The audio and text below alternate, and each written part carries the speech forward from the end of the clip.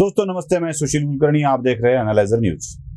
एक घटना जो कुछ दिन पहले घट चुकी है, लेकिन उसके बारे में बात करना मुझे अब जरूरी लग रहा है, क्योंकि उससे जो तथ्य सामने आ रहे हैं वही आपके सामने मुझे प्रस्तुत करना है। जानने के लिए एक कहावत है, जानना सोने का पालना कहा जाता है।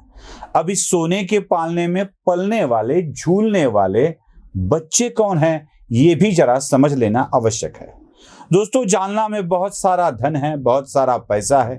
इतना पैसा है कि जालना शहर औरंगाबाद शहर को चलाता है, ऐसे भी कहा जाता है। औरंगाबाद के जितने भी रियल एस्टेट वाले हैं वो सारे के सारे जालना से ही कर्जा लेते हैं, ऐसा भी बोला जाता है।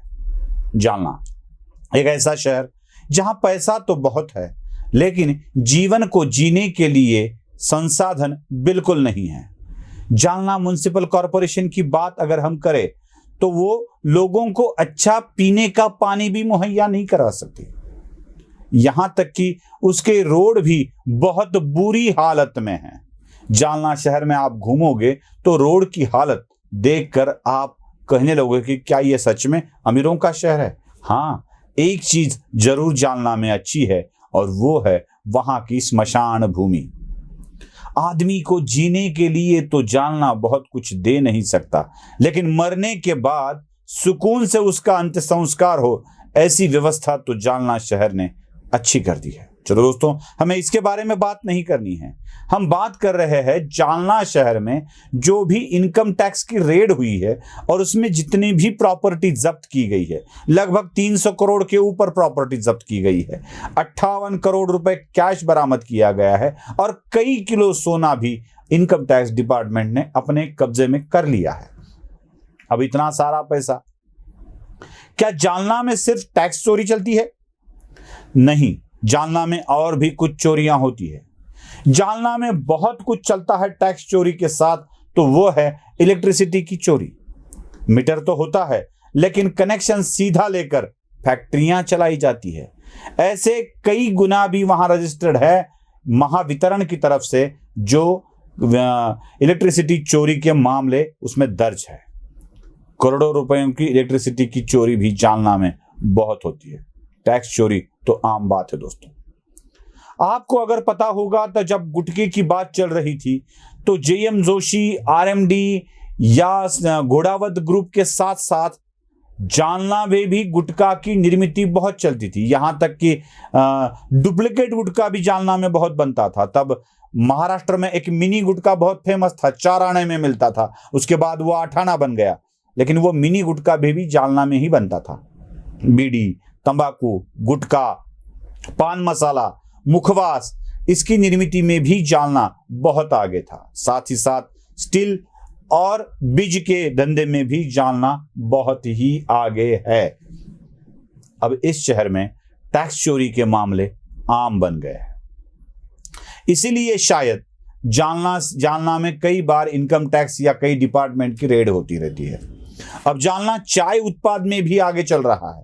विक्रम चाय तो जानते हैं ना आप, वही जालना में बनती है। चाय, बीड़ी, सिगरेट, तंबाकू, साथ साथ स्टील और साथ साथ बीज, क्योंकि जो महिको है बार वाले का, वो भी जालना में भी है। दोस्तों, जालना में ये सारी चीजें जब बनती है तो उसके साथ साथ बनता है ब्लैक मनी भी, और यही ब्लैक मनी स्टोर किया जाता है भिन्न भिन्न जगहों पर। औरंगाबाद के रियल एस्टेट में भी जालना की बहुत सारी इन्वेस्टमेंट है। कहा जाता है कि औरंगाबाद से नजदीक वाले बीड़ शहर से यहां जमीनों में इन्वेस्टमेंट की गई है, तो कंस्ट्रक्शन में इन्वेस्टमेंट जालना के लोगों की ही है।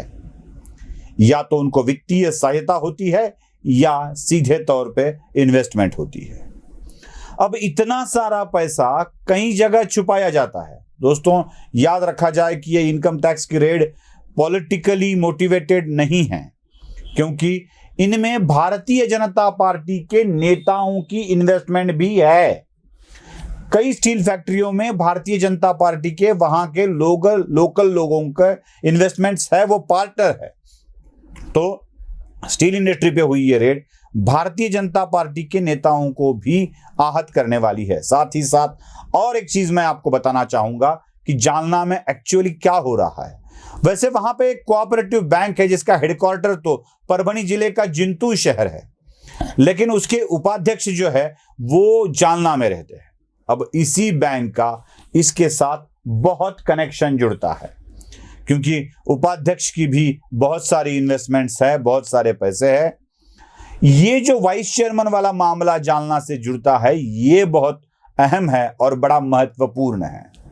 इसमें 300 करोड़ रुपए क्या और करोड़ भी निकल सकते हैं। ये जो बैंक वाला मामला है, ये आगे चलकर बहुत सारी चीजों को सामने लाने वाला है। जब रेड हो रही थी तो किसी बैंक में लॉकर है ये भी पता चला था, और जब उन लॉकर पे कोऑपरेटिव बैंक की रेड हुई तो वहां से भी ढेर सारा माल जमा हुआ, जो सोना था, कैश थी और बहुत सारे पैसे मिले जो बैंक लॉकर्स में छिपाए हुए पाए गए। अब ये बैंक ही है जो इन काले धन को बड़ी अच्छी तरह से छिपाती थी। हाल ही में उस बैंक के इलेक्शन भी हुई है, जो पहले थे वही चुनकर आए हैं, भारी बहुमत से चुनकर आए। होगा क्यों नहीं ऐसे, होगा भी जरूर ऐसे, क्योंकि इसी बैंक में बड़े बड़े लोगों का धन छिपाया जाता है और वही धन दुनिया के सामने आया है। दोस्तों, ये बैंक के चेयरमैन और वाइस चेयरमैन न जाने कितने सालों की बात छोड़ दिए, न जाने कितने दशकों से उसी बैंक पर अपना कब्जा जमाए हुए है। अब 40-40 साल अगर एक ही बैंक एक दो व्यक्तियों द्वारा चलाई जाती है तो उसमें ये सारी चीजें होना स्वाभाविक है। अब इनका भी कनेक्शन जुड़ता है भारतीय जनता पार्टी के नेताओं के साथ। कई परभणी जिले के हैं, कई जालना जिले के हैं, तो इनका भी कनेक्शन वहीं पे जुड़ता है। जो काला धन छिपाते हैं वो व्यापारी, इंडस्ट्रियलिस्ट तो है ही है, साथ ही साथ पॉलिटिशियंस भी है, जिनकी सहायता से ही काला धन छिपाया जाता है। दोस्तों, अगर भारतीय जनता पार्टी के नेताओं को भी स्पेयर नहीं किया जा रहा है तो सोचिए क्या धन वहां पे और मिलेगा। अब ये मीडिया में ये खबरें फैलाई जा रही है, ये बातें फैलाई जा रही है कि व्यापारी व्यापार करे या कागजात पूरे करते बैठे। जी, आप व्यापार भी करोगे और कागजात भी पूरा करोगे, क्योंकि अभी आपके पास इतनी भारी संख्या में धन भी मिला है, तो ये धन भी आपको कहां से आया है ये दिखाना पड़ेगा। आप हर बार की चोरी करोगे, टैक्स की चोरी करोगे, इलेक्ट्रिसिटी की चोरी करोगे और कुछ चीजों की चोरी करोगे, धन बनाते जाओगे, इन्वेस्ट करते जाओगे, साहूकार बनोगे, आप पूरे औरंगाबाद को फाइनेंस करोगे और आपको सवाल भी न पूछे जाए और ये कहते हैं आपकी हम इंडस्ट्रियलिस्ट है, आपको बढ़ावा देना चाहिए। ये बातें तो होना बिल्कुल बुरी बात होगी। दोस्तों, अब जालना सोने का पालना क्यों कहा जाता है ये तो आपको पता चला ही होगा, लेकिन दुर्भाग्यवश इस सोने के पालने में पलने वाले बच्चे गिने चुनी, जो उंगलियों के ऊपर भी गिना जा सकते हैं, इन्हीं फैमिली के हैं। बाकी आम जालना वाले लोग तो अपनी जिंदगी बद से भी बदतर अवस्था में जी रहे हैं, क्योंकि पीने का पानी जालना में नहीं है, पानी ही नहीं है। पीने की पानी की बात छोड़ दीजिए, रास्ता ठीक से नहीं है, धूल से भरा हुआ जालना, जहां अभी तक आरोग्य की सुविधाएं भी ठीक तरह से ना पहुंची हो, इस जालने को सोने का पालना कहा जाता है। ये जालना वाले कॉमन लोगों के लिए बहुत सारे शर्म की बात है। दोस्तों, वीडियो पसंद आए तो लाइक, शेयर और सब्सक्राइब जरूर कीजिएगा। धन्यवाद।